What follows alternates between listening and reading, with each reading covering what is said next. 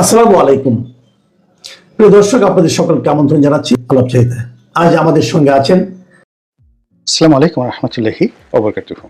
সম্মানিত দর্শক, জনাব তারেক রহমান সাহেব ডিসেম্বর মাসের 25 তারিখে বাংলাদেশে আসবেন, এটি হলো খবর। এবং এটিকে শতভাগ নিশ্চিত ধরে বিএনপি যারা নেতাকর্মী তারা সর্বোচ্চ চেষ্টা করছেন জনাব তারেক রহমান সাহেবের স্বদেশ প্রত্যাবর্তনটিকে উদযাপন করার জন্য।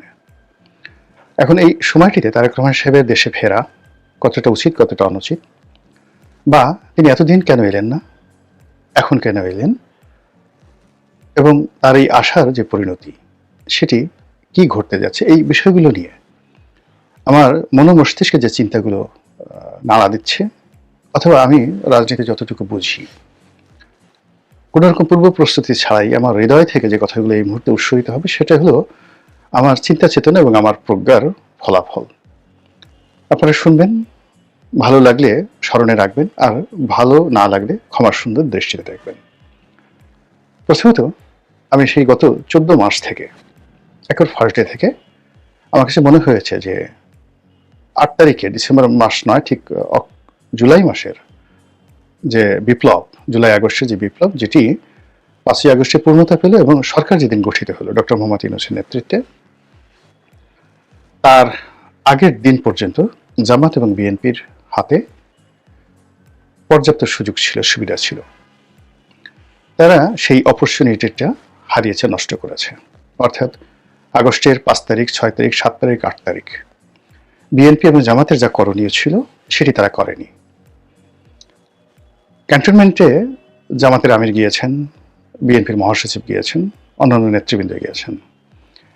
তারা ইচ্ছা করলে আরও একদিন পরে যেতে পারতেন এবং সেখানে রাজনৈতিক নেতৃবৃন্দ যারা আছেন, ইনক্লুডিং জনাব তারেক রহমান সাহেব সহ, সম্মিলিতভাবে যদি তারা একত্রে বসতে পারতেন, বিশেষ করে এখানে দুটো পক্ষ, বিএনপি এবং জামাত, তারা যদি একত্রে বসতেন এবং কিছু ইসলামী সংগঠন যারা আছেন, যারা যথেষ্ট স্যাক্রিফাইস করেছেন, তারা যদি বসতেন, তাহলে একদিন ডিলে হলো তুলনামূলকভাবে এখন যা কিছু ঘটছে তার চেয়ে পরিস্থিতি ভালো হতো। এবং যখন তারা এই কাজটি না করে সেনাপ্রধানের আহ্বানে সেখানে গেলেন এবং ঠিক একটা জগা খিচুড়ি সরকার গঠিত হলো, সেখানে সেনাবাহিনীর ডিজায়ার ছিল, বিএনপির ডিজায়ার ছিল, জামাতের ডিজায়ার ছিল, ডক্টর মোহাম্মদ ইউনূসের ডিজায়ার ছিল, এনসিপির ডিজায়ার ছিল, এই বিষয়গুলো তারা করা হয়নি।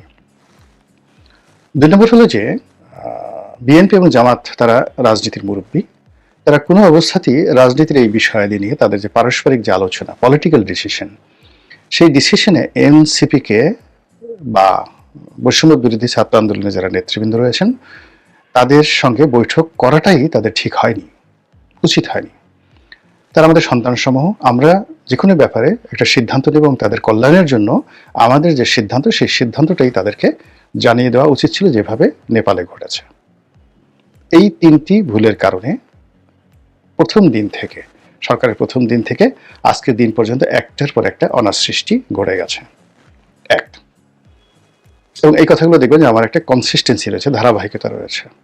এবং এই কারণে কি হলো, দেখুন, আগস্ট মাসের 5 তারিখ পর্যন্ত 2024 বিএনপির সঙ্গে আমার বা জামাতের সঙ্গে আমার যে সখ্যতা ছিল, ঘনিষ্ঠতা ছিল, আমি 5 তারিখের পর থেকে ধীরে ধীরে ধীরে ধীরে তাদের যে সংস্রব, এর থেকে নিজেকে আলাদা করে একজন স্বতন্ত্র মানুষ হিসেবে, একজন আলোচক হিসেবে, রাজনৈতিক বিশ্লেষক হিসেবে নিজেকে তুলে ধরার চেষ্টা করেছি দলীয় বৃত্তের বাইরে। এবং ওই দিনই ডিসেম্বর মাসের 6 তারিখে আমি সিদ্ধান্ত নিয়েছি যে এইবারের নির্বাচন আমি করব না। বোঝার চেষ্টা করুন। কাজে আমি যে কথাগুলো বলছি সেই কথাগুলো ঠিক একই কথা কিন্তু আমি সেই 2014 সনে যখন নির্বাচন হলো তখন থেকে আওয়ামী লীগকে বলে আসছিলাম। তখন আমি আওয়ামী লীগ করতাম যে ইমিডিয়েটলি একটা ইনক্লুসিভ নির্বাচন দিয়ে দেন। এই নির্বাচনটিকে 3 মাসের দিকে যায় না, এটা একটা বিনা ভোটে নির্বাচন হয়ে গেছে। 15 দিনের মধ্যে এটা বাদ দিয়ে বিএনপিকে ইনক্লুড করে একটা তত্ত্বাবধায়ক সরকার গঠন করে নির্বাচন দিয়ে দেন। আর যদি না দেন, আপনাদের যত দিন যাবে, এমনকি 10 বছর পরে যদি আপনার পতন হয়, মানে তত 10 বছর পরে পতন হলে 10 বছর সময় লাগবে আপনাদের রিগেইন করতে। আর 15 দিন পরে যদি আপনারা ক্ষমতা হস্তান্তর করেন, তাহলে 15 দিনও লাগবে না আপনাদেরকে রিভাইভ করতে। তো সেইটা আমি 4 বছর ধরে আওয়ামী লীগের বিরুদ্ধে প্রচার করেছি। তো এই যে যখন এই সরকার এলো, তখন যেহেতু আমি পুরো সময়টা 2014 থেকে আওয়ামী লীগের রোশানলে আর বিএনপিতে যোগদান করার পর 2018 সালের পর থেকে রীতিমতো আওয়ামী লীগের হিট লিস্টে। ফলে আওয়ামী লীগ অন্যান্য বিএনপির যে সকল রাজনৈতিক নেতৃবৃন্দ রয়েছেন তাদেরকে ক্ষয়ক্ষতি করার যে সকল চেষ্টা করেছে, প্রায় সবকিছুই আমার উপর করা হয়েছে। অন্যেরা আহাজারি করেছে, মিডিয়ার সামনে এসে বলেছে, কিন্তু আমি কথাগুলো বলিনি এবং বলবো না। এর কারণ হলো এগুলো অ্যাবজর্ব করার সক্ষমতা আল্লাহ আমাকে দিয়েছেন বলেই তারা এই কাজগুলো করতে পেরেছে। তো এটা তারপর তারা আমাকে যে অত্যাচার করেছে, জুলুম করেছে, আল্লাহ যে তাদের সেই জুলুম অত্যাচারের প্রতিকূলে আমাকে বাঁচিয়ে রেখেছেন, এই জন্য আমি শুকরিয়া আদায় করছি। আবার ধরুন এই সময়টিতে বিএনপি বা জামাতের সেই পুরো সেই 2018 থেকে একেবারে 2024 সন পর্যন্ত আমার যে এন্ট্রান্স ছিল, সংযোগ ছিল, তো আমি অন্যান্য যারা সুযোগ নিয়েছেন এমন কোনো সুযোগ নাই যেটি আমার জন্য প্রযোজ্য ছিল না।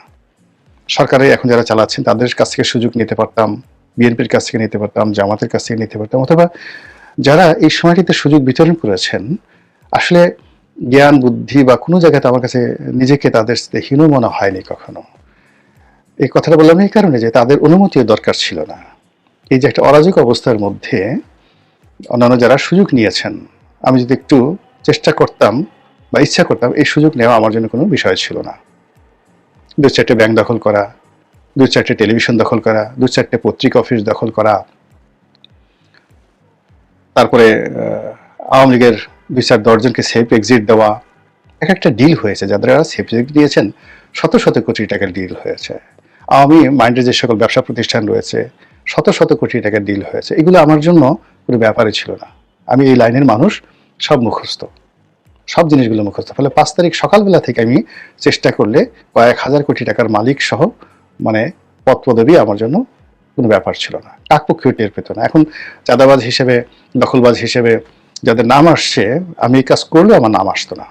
এর কারণ হলো আমি কৌশলগুলো জানি। তো এনিওয়ে, সেইগুলো বাদ দিয়ে আমি এই যে দেশের স্বার্থে, জনগণের স্বার্থে, আমার নিজের স্বার্থে সকল প্রলোভন থেকে, লোভ থেকে, লালসা থেকে নিজেকে নিবৃত রাখতে পেরেছি। এই জন্য আল্লাহর দরবারে শুকরিয়া, আল্লাহ আমাকে এই সুযোগ দিয়েছেন। আর ফলে এখন এই কথাগুলো আমি বলতে পারছি, যা বলছিলাম। তো তখন থেকে আমার কাছে মনে হয়েছে যে তারেক রহমান সাহেবের বাংলাদেশে ফেরত আসার সর্বোচ্চ এবং একমাত্র নিরাপদ যে সময় সেটি ছিল আগস্ট মাস 2025 সালের 5 তারিখ থেকে 8 তারিখ পর্যন্ত। যেদিন সরকার গঠন হয়েছে সেই দিন আর ক্ষমতার লাটাই তারেক রহমান সাহেবের হাতে নেই। আর দিন যত গেছে এই বাংলার জমিন, রাজনীতি, আকাশ বাতাস সব কিছু তারেক রহমান সাহেবের জন্য বুমেরাং হয়ে গেছে। অর্থাৎ ইভেন তিনি যদি 2025 সনের জানুয়ারিতে আসতেন, তাহলে ফেব্রুয়ারি মাসে আসলে যে ক্ষয়ক্ষতি হতো তার চেয়ে কম হতো। আর এখন যে আসছেন, মানে তার চেয়ে 100 ভাগের 1 ভাগ ক্ষয়ক্ষতি হতো যদি তিনি সে আরো 6 মাস আগে আসতেন। ফলে তার যে ঝুঁকিটি, এই মুহূর্তে দেশে ফেরার যে ঝুঁকিটি, এটি একটি মানুষের জীবনের সর্বোচ্চ। এর চেয়ে তার ঝুঁকি থাকে না। তার দলের জন্য ঝুঁকি হলো, মানে এখন দলের সকল কর্মকাণ্ড একটা বিন্দুতে এসে ঠেকে গেছে। No Tarique Rahman, no BNP, no Tarique Rahman, no রাজনীতি, no Tarique Rahman, no election, এমন একটা পর্যায়ে চলে গেছে। ফলে এই যে তার যে দেশে ফেরার যে ঘোষণা এবং এই দেশে ফিরে তার দলকে গুছানোতে তার যে সফলতা, এটার উপরে বিএনপি রাজনীতি অ্যাবসলিউটলি নির্ভর করবে। এখন তিনি এই যে 25 তারিখে আসার যে সিদ্ধান্ত তিনি নিলেন, কেন নিলেন এবং এটার পরিণতি কি হতে পারে সেই ব্যাপারে আমি, যাকে বলা হয় Maulana Abul Kalam Azad, India wins freedom, পৃথিবীর ইতিহাসে যে সকল রাজনীতির বই রয়েছে তার মধ্যে অন্যতম। ভারত যেভাবে স্বাধীন হলো সেই বইতে মাওলানা আবুল কালাম আজাদ, ইন্ডিয়ান কংগ্রেসের সবচেয়ে দীর্ঘকালীন যিনি প্রেসিডেন্ট ছিলেন এবং স্বাধীন ভারতের প্রথম শিক্ষামন্ত্রী, তো এই প্রজ্ঞাপন মানুষটি একটা বক্তব্য দিয়ে গেছেন। রাজনীতির যখন ক্রিটিক্যাল মোমেন্ট আসে, ভীষণ রকম ক্রিটিক্যাল মোমেন্ট আসে, তখন নেতার সামনে দুটো সিদ্ধান্ত নেওয়ার সুযোগ এসে যায়। প্রথম সিদ্ধান্ত হলো যে এই ক্রিটিক্যাল মোমেন্টে তার হৃদয় থেকে, মন থেকে যেটা নিঃসরিত হয় এবং জনগণ যেটা আশা করতে পারে না, স্বপ্ন দেখতে পারে না বা বলতে পারে না, সম্পূর্ণ ব্যতিক্রম ধর্মী একটি নতুন চিন্তা, চেতনা এবং সিদ্ধান্ত যখন কোনো একটা নেতা নিতে পারে, ইতিহাস পাল্টে যায় এবং নেতার বিজয় হয়। এগুলো একটা। তাহলে কি হলো, যখন একটা ক্রিটিক্যাল সময়ে যায়, সেই ক্রিটিক্যাল সময়ের মধ্যে আপনি স্বাভাবিকভাবে জীবনযাপন করবেন, হাওয়া যেদিকে যায় সেভাবে চলবেন, অথবা আপনি সব কিছুর ঊর্ধ্বে গিয়ে এমন একটা সিদ্ধান্ত নেবেন যার মনোমস্তিষ্কে যা কিনা কোনো অবস্থাতেই মনোমস্তিষ্কে অন্য মানুষের আসে না। এই আপনার ব্যতিক্রম ধর্মী অল অন এ বোল্ড ডিসিশনের কারণে আপনি বিজয়ী হবেন। কিভাবে? সম্রাট কনস্টান্টাইন দ্য গ্রেট, রোমের সম্রাট, তো তিনি রোমের কাছাকাছি মার্চ করছেন এবং তিনি জানেন যে রোমান যে বাহিনীর সঙ্গে এখানে যে রাজনীতি চলছে তিনি পারবেন না। তো ওই মুহূর্তে তাকে একটা সিদ্ধান্ত নিতে হবে এবং যুদ্ধের আগে অল অন এ সার্ডেন তিনি একটা সিদ্ধান্ত নিলেন। তিনি খ্রিস্ট ধর্মকে রাষ্ট্রধর্ম ঘোষণা করলেন, নিজে খ্রিস্ট ধর্মে দীক্ষিত হলেন এবং জনগণের মধ্যে একটা নতুন উন্মাদনা তৈরি করে যুদ্ধে জয়লাভ করে এই একটা নতুন ডাইনেস্টি তৈরি করলেন। এই পুরো সিদ্ধান্তটি মানে খ্রিস্ট ধর্ম প্রতিষ্ঠিত হওয়ার 300 বছর পরে প্রথম একজন সম্রাট উইদিন 1 মিনিটের মধ্যে নিয়েছিলেন। একই বিপদে পড়েছিলেন সম্রাট বাবর। তিনি আসলেন, যুদ্ধ করলেন, পানিপথের যুদ্ধ। এরপর রাষ্ট্র প্রতিষ্ঠা করতে গিয়ে তাকে পরপর কয়েকটি যুদ্ধ করতে হয়। তো গুজরাটের একটি যুদ্ধে গিয়ে, অর্থাৎ এই যে নরেন্দ্র মোদীর যে এলাকা, এই এলাকার লোকজন খুবই দুর্ধর্ষ। তাদের সাথে যুদ্ধ করতে গিয়ে তিনি আর পারছিলেন না, তার সৈন্যবাহিনীর মনোবল ভেঙে যাচ্ছিল। বাবর মদ্যপান করতেন নিয়মিত। তো তিনি সেই যুদ্ধের ময়দানে হঠাৎ করে মদ্যপান বন্ধ করে দিলেন, মদের সকল ভাণ্ড সব ফেলে দিলেন, দিয়ে তিনি ঘোষণা করলেন তিনি আর জীবনে মদ খাবেন না। তার এই রাষ্ট্র শাসন, রাষ্ট্র জয় বিজয় এটি একটি জিহাদি কর্ম। ফলে তিনি যদি জয়লাভ করেন তাহলে হবেন গাজী আর মরলে হবেন শহীদ। এই কথা বলে তিনি যখন তলোয়ার নিয়ে যুদ্ধের ময়দানে গেলেন, তার সৈন্যদের মধ্যে একটা উন্মাদনা তৈরি হলো এবং তিনি একটা ডাইনেস্টি তৈরি করে ফেললেন, 350 বছরের ডাইনেস্টি। এই হলো সম্রাট বাবর। এইভাবে নেতার একক, মানে এই যে বাবর বা সম্রাট কনস্টান্টাইন এবং ওই যে ইতিহাসের যে আইরিশ বীর রবার্ট ব্রুস, তারা যে সিদ্ধান্তগুলো নিয়েছেন বিশ্বাস করেন কোনো উপদেষ্টার পরামর্শ নয়, কোনো জনগণের কথা নয়, তিনি একা ছিলেন, তানহাই। সেই একা থেকে তিনি এই সিদ্ধান্তগুলো নিয়েছেন। তো তারেক রহমান সাহেবের এই যে দেশে ফেরা যে সিদ্ধান্ত, এরকম একটা ঝুঁকিপূর্ণ মুহূর্তে যদি এককভাবে তার নিজের সিদ্ধান্ত হয়, কারো পরামর্শ না হয় এবং তিনি কারো দ্বারা ইনফ্লুয়েন্স নন, কলনে ছাড়েন, তার মধ্যে একটা এলহাম এসে গেছে, তার কাছে মনে হয়েছে এই মুহূর্তে বাংলাদেশে তার যাওয়া উচিত এবং তিনি যাবেনই। নিশ্চিত থাকেন তিনি বিজয়ী হবেন, সফল হবেন, তার প্রতিপক্ষরা পরাজিত হবে। কিন্তু যদি পপুলারিটি পাওয়ার জন্য তার কোনো পরামর্শকের পরামর্শ অনুযায়ী, অথবা এই যে সামাজিক মাধ্যমে বিভিন্ন যারা ইনফ্লুয়েন্সার রয়েছেন বিভিন্ন কমেন্ট করেন, তার আসা উচিত, কাল আসা উচিত, অর্থাৎ জনগণের কথা মতো যদি তিনি আসেন তাহলে তার পরিণতি কি হবে, যেটি মাওলানা আবুল কালাম আজাদ তার ইন্ডিয়া উইন্স ফ্রিডমে দ্বিতীয় রাজনীতিবিদ যারা রয়েছেন, লিডার যারা রয়েছেন, তাদের দ্বিতীয় যে কর্মটি ক্রিটিক্যাল মোমেন্টে, প্রথম কর্ম হলো যে তিনি নিজের মতো সিদ্ধান্ত নেবেন, যেটা আমি আগে বললাম। আর দ্বিতীয় কর্মটি হলো তিনি যদি জনগণের কথা মতো, জনগণের কথায় নাচেন, জনগণের কথায় সায় দেন এবং জনগণের কথায় সায় দিয়ে তিনি সেই কাজ করেন যেটি তিনি বিশ্বাস করেন না, যেটি করার সামর্থ্য তার নেই, আর স্বাভাবিক কমন সেন্স অনুযায়ী, একেবারে সাধারণ কমন সেন্স অনুযায়ী যে কোনো মানুষ বলবে যে এই কাজটি করা ঠিক হয়নি। এরকম কোনো কাজ যখন একটা নেতা করে, তার পতন, ধ্বংস একেবারে শতভাগ নিশ্চিত। এখন এই যে জনাব তারেক রহমান সাহেবের যে আগমন, সেই আগমন উপলক্ষে কি হবে আগামীতে কোর্স অফ অ্যাকশন, এটা আমরা দেখতে পাবো। কিন্তু অ্যাডভান্স আমি যে কথাগুলো বললাম এটা কেবলই মতো জনাব তারেক রহমান সাহেব জানেন, আর উপরে জানেন আল্লাহ। যদি দুনিয়ার পলিটিক্যাল সায়েন্স অনুযায়ী কোনো কিছু সেখানে সিদ্ধান্ত গৃহীত হয়, তাহলে ওই যে আমি বললাম এই যে অন্তরের কথা বা ঘটনা, এটা কেবলমাত্র তারেক রহমান সাহেব জানেন, আর জানেন তার মালিক আল্লাহ রাব্বুল আলামিন। এটা গেল দ্বিতীয় পার্ট। তৃতীয় পার্ট হলো তার আগমনকে কেন্দ্র করে যে ধরনের জলসা হচ্ছে,